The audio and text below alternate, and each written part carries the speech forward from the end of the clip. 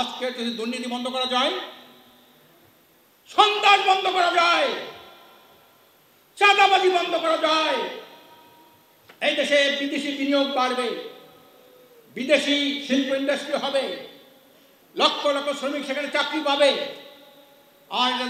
আর কি হবে, উৎপাদন বাড়বে, আয় বাড়বে। দুর্নীতি বন্ধ হলে এই কৃষকের সার, সেচ, বিষ এটা বিনামূল্যে দেওয়া সম্ভব। জালেমরা মজলুমের রক্ত চুষে চুষে খেয়ে হাজার হাজার কোটি টাকার মালিক হয়েছে, আর মজলুম শ্রমিকরা জীর্ণ শীর্ণ হয়ে তারা দিনাতিবাদ করছে। সংগ্রামী ভাইরা আমার, ইসলামী শ্রমিক আন্দোলন একটা দৃঢ়প্রত্যয় নিয়ে তার যাত্রা শুরু করেছে। তার 1 নম্বর একটা ছিল, কর্মসূচির মধ্যে আছে জালেমের মসনদকে ভেঙে চুরমার করে দিতে হবে। কারণ ইসলামী আন্দোলন জালেমের বিরুদ্ধে মজলুমের লড়াই। সারা পৃথিবীতে যত আন্দোলন হয়েছে, সংগ্রাম হয়েছে, বিপ্লব হয়েছে, রাষ্ট্রের যত পরিবর্তন হয়েছে, তার অগ্র সৈনিক ছিলেন এই কৃষক, শ্রমিক, মেহনতি ভাইরা। আমি পরিষ্কার বলতে চাই, যতই বাহানা করেন না কেন, বাহানা বহুত করেছেন। দেশ স্বাধীন হয়েছে 53 বছর, 53 বছর ইতিহাস দুর্নীতি সন্ত্রাসে বিশ্বে 5 বার বিশ্ব চ্যাম্পিয়ন হওয়ার ইতিহাস। 53 বছর ইতিহাস কৃষক শ্রমিকের রক্ত শোষণ করে লক্ষ কোটি টাকা বিদেশে পাচারের ইতিহাস। 53 বছর ইতিহাস একটা বস্তা পচা রাজনীতি সৃষ্টির ইতিহাস। যারা স্বাধীনতা পরে ক্ষমতায় ছিল তারা বস্তা পচা রাজনীতি করেছে। দেশ ও জাতি, তা কৃষক শ্রমিক মানুষের কোনো ভাগ্যের পরিবর্তন হয় নাই। এজন্যে একটা বিপ্লব করতে হবে, আর এই বিপ্লবের অগ্রসৈনিক হলো মজলুম ভাইয়ের আমার। আপনারা প্রস্তুত থাকবেন। শ্রমিকরা কখনো স্বার্থের পিছনে করে না, টাকার পিছনে করে না।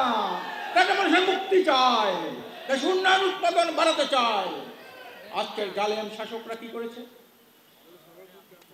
দুর্নীতি, সন্ত্রাস, মাদক, টাকা পাচার, অনুৎপাদনের মাধ্যমে কৃষক, শ্রমিক, মেহনতি মানুষের মেরুদণ্ডকে তারা ভেঙে দিয়েছে।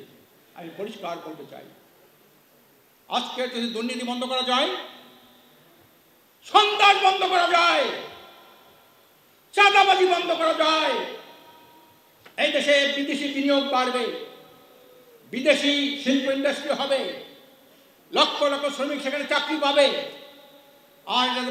আর কি হবে, উৎপাদন বাড়বে, আয় বাড়বে। দুর্নীতি বন্ধ হলে এই কৃষকের সার, সেচ, বিষ এটা বিনামূল্যে দেওয়া সম্ভব। আর দুর্নীতি বন্ধ হলে বিদেশে যে প্রচারিত টাকা দেশে ফেরত আনলে পরে যারা শ্রমিক রয়েছে তাদের বেতন দ্বিগুণ করা যায়। আমরা পরিষ্কার বলতে চাই, এই দুর্নীতি মুক্ত, দুঃশাসন মুক্ত, সন্ত্রাস মুক্ত, টাকা পাচার মুক্ত, মজলুম শ্রমিক বান্ধব একটা সরকার গঠন করার জন্য আগামী নির্বাচনে আপনারা অতন্ত্র প্রহরী ভূমিকা পালন করবেন। গ্রামে গঞ্জে সর্বত্র ছড়িয়ে পড়বেন। আপনারা বলবেন, বিশ্বাস চরমনাই একটি কল্যাণ রাষ্ট্র চাই। আমি বিশ্বাস চরমনাই এই ডাকে আমি সাড়া দিয়েছি, আপনারাও এই কল্যাণ রাষ্ট্র প্রতিষ্ঠার ডাকে সাড়া দেন। আজকে এই জন্যে আমরা নির্বাচনের পদ্ধতি এইটা আপনাদের ঘরে ঘরে পৌঁছে দিতে হবে। পিআর পদ্ধতি, ভোট দেবে কোনো ব্যক্তিকে না, ভোট দেবে দলকে। দল যত আনুপাতিক হয়, যত পার্সেন্টেজ ভোট পাবে সেই পরিমাণ তারা সংসদে যাবে। আর এর মাধ্যমে একটা জাতীয় সরকার গঠন হবে। আর জাতীয় সরকার গঠন হলে পরেই কেউ স্বৈরাচার, স্বেচ্ছাচার হতে পারবে না। প্রস্তুত থাকেন। এই দেশে ফ্যাসিস্টের বারবার পতন হয়েছে, ফ্যাসিবাদের পতন হয় না। আমরা চিরতরে ফ্যাসিবাদের মূলোৎপাটন করব। আর ফ্যাসিবাদ মূলোৎপাটন করার জন্য ছাত্র, যুবক এবং শ্রমিকরা হলেন মূল শক্তি, অতন্ত্র প্রহরী। আপনারা প্রস্তুত থাকেন। ছাত্র, যুবক, শ্রমিক জনগণের সাথে কাঁধে কাঁধ মিলে আমরা ঐক্যবদ্ধ থাকবো বিশ্বাস নেতৃত্বে। আর কোনোদিন এই দেশে ফ্যাসিবাদ, স্বৈরাচার, ফ্যাসিস্ট জন্ম হতে না পারে। আল্লাহ পাক আমাদের সবাইকে তৌফিক দান করুন। আমিন। ওয়া আখিরু দাওয়ানা আলহামদুলিল্লাহ রাব্বিল আলামিন।